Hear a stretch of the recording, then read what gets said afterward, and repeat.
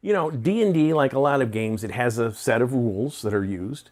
It uses dice to determine the outcomes of some of those rules.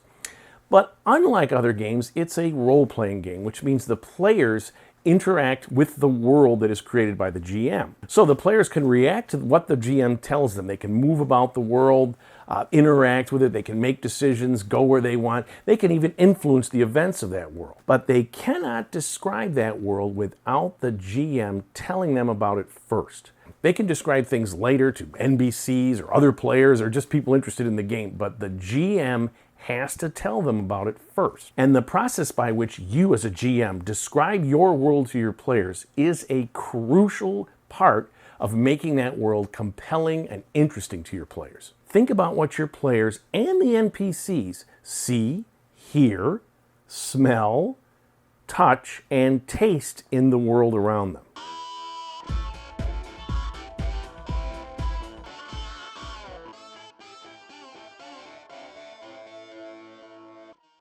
Hey all, this is KR King and this is my YouTube channel dedicated to homebrewing a D&D campaign. In the age of streaming, some people think, oh, you have to be able to do all sorts of voices as a GM to make the world interesting and fun. And in fact, it is cool to do a voice for the different NPCs because it does make the players feel like they are talking to someone instead of this imaginary person. So of course, don't be afraid to try to use voices, practice different voice techniques or whatever. But a lot of us, like me, can't do that many voices. Well, you know what? You don't need to. What you got to do is think about how people navigate in the real world. They use their senses. It's a phenomenal world. So use that sense information, the phenomenal information of the world, in your descriptions of that world. So when they enter a town or village, they're aware of things around them. How are people acting? What are the sounds? What are the smells of that village? Perhaps everyone is very quiet or they seem furtive. Perhaps there's a murmur that goes through the crowd when they enter. Why? Perhaps the streets are strangely empty, or perhaps they're totally filled. Is there some festival or something going on? Again, they come into the town, they're looking around, they're listening, they're smelling, right? So even something like smell, they smell what there seems to have been a fire recently. They can still smell it in the air when they enter the town. What's going on? In terms of hearing things. If the players hear a scream or sounds of a struggle down an alley, or you hear something far off, a bell tolling, this kind of thing, when your players would enter this town, those are the things that they would use their senses to try to get a sense of what's going on there. And don't forget the NPCs, the creatures and people in your world, they're also navigating using their senses. Obviously, monsters are using a sense of smell. There are also monsters that can perceive things that people can't, vibrations and things. And the players impact that and the monsters will react. The sounds of a battle are very loud and sustained, and it carries and it can attract other creatures. So I'm going to give some examples of using the 5 senses in your description. I'm going to talk about the players coming up on a cave complex. Now this here, if you can see here, it's kind of hard to see. This is an old dungeon article from 1981, 39 years ago. It has an upper and a lower level. This is the upper level. So on this upper level, they give you a pretty detailed look at this mad wizard's workshop, and his little hexagon in the center there is where they have this elevator. But they don't tell you anything about the exterior of this. This is up to the GM to decide where this is situated and whatnot. So I'm going to talk about the players approaching this complex from the outside. Now, in the original module, there was a creature living in this cave complex. It was a white dragon. They've heard about some creature harassing the local, villages and stuff, so they go on a mission to wipe it out, and it's a white dragon. And on the lower level, you have a cavern making up part of it, along with a river that flows through the various areas of these lower dungeons in this cavern. And in this cavern, there is this natural chimney shaft that runs up 350 feet from the cavern roof and comes out on a sheer cliff face.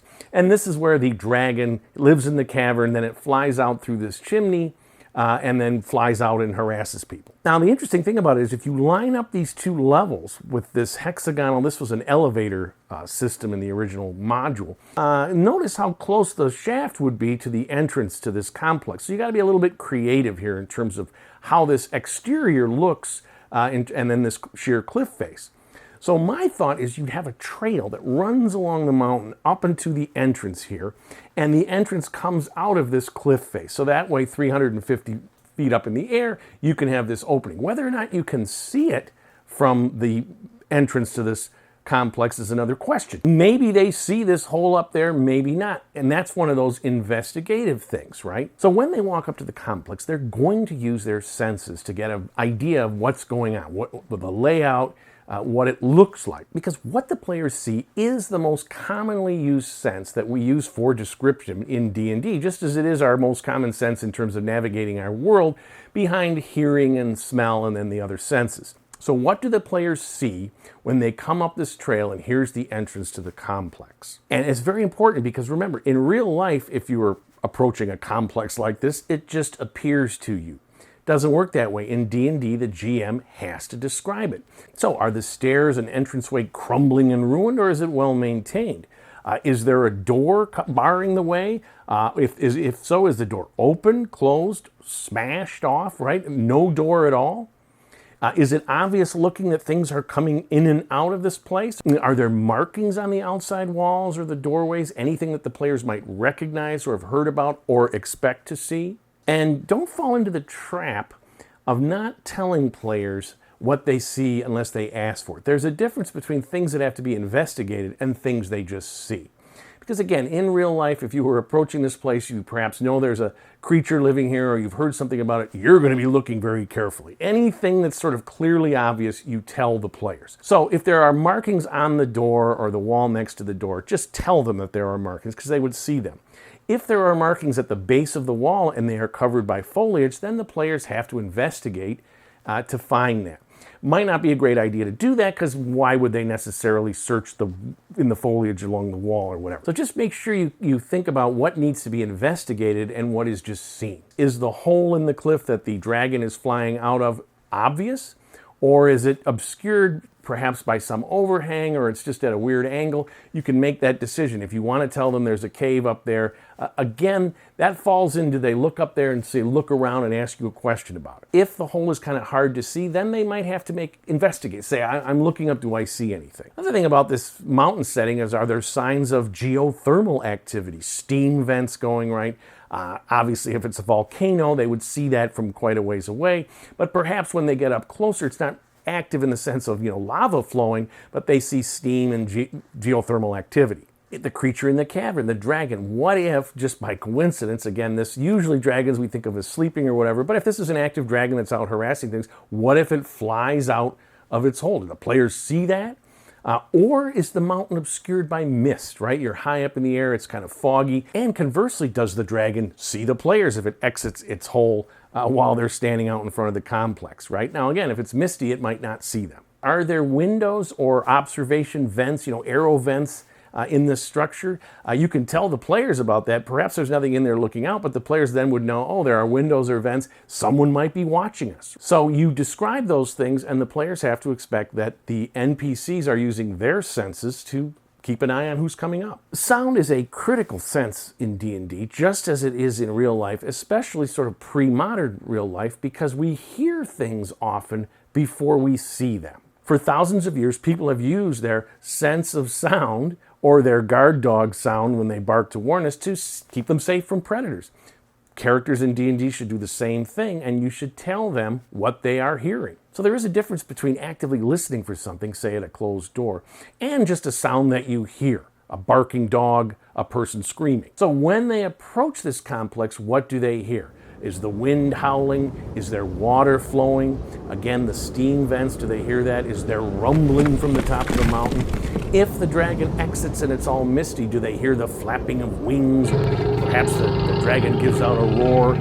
Is there rocks tumbling down from when it exits? So when you describe not only what they're just seeing, looking around, but also hearing, it lends that sense of realism. This seems like it's real because this is what we would be doing if we were climbing up this mountain and going into this complex.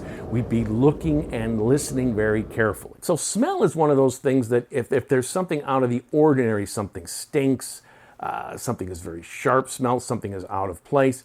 But as they're approaching this cave complex, if there's geothermal activity, do they smell sort of sulfur? Is there smells coming out of the entrance? If the doorway is open, do they smell things inside? Something's been killed here recently, rotting flesh, this sort of thing. Touch is a sensation. It's often used in an investigatory manner.